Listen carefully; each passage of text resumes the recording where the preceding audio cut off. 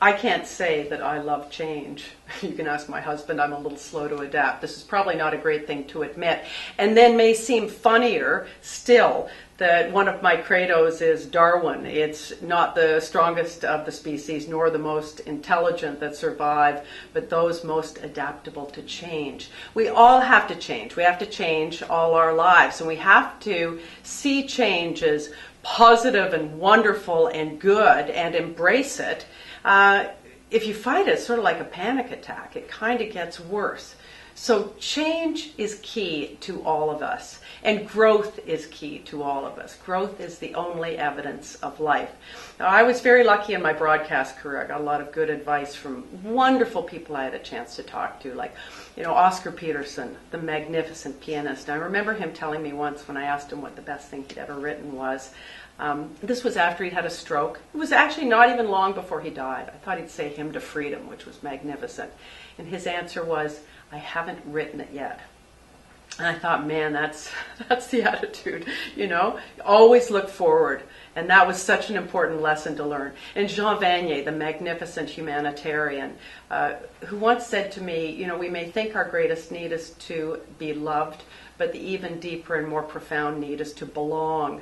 And what, a powerful lesson that is about inclusion and understanding and looking at other people. And Leonard Cohen, who when I asked him about the best thing he'd written, said, and not quickly, but ultimately, the line from Anthem, ring the bells that still can ring, forget your perfect offering. There is a crack in everything, and that's how the light gets in.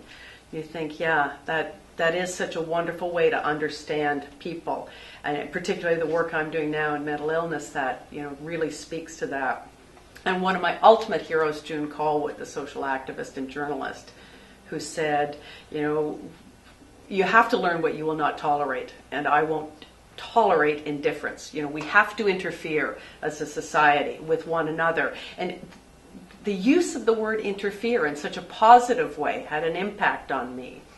I was a very lucky person. I had a great broadcast career, radio and television opportunities, and travel and meeting people like the ones I just mentioned, who you could learn so many things from for many decades. It was wonderful. And then the time came where it was sort of coming to an end.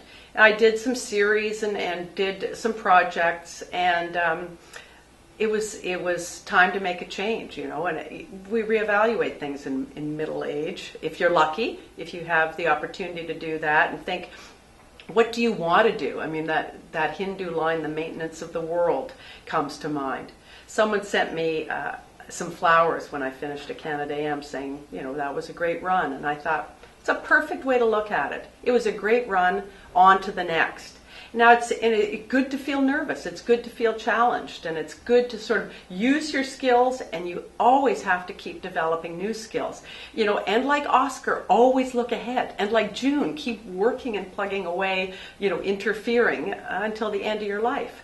So I find myself now pretty passionate about a few causes, mental health and fighting stigma, trying to raise money to improve access and care and research, trying to build the Trans-Canada Trail right across the country before Canada turns 150 and raising a huge amount of money for that, and many other things.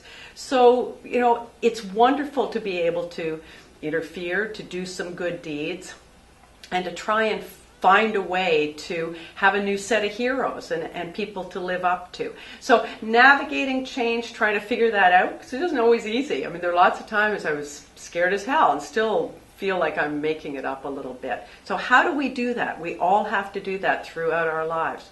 That's what I'm going to be talking a little bit about. One of my very favorite lines is from Peter Ustinov, who said, everything that's ever been written is just a little bit too long. I've always said that the only legal use for tasers should be on speakers, but you'll be able to decide that when you come and hear me.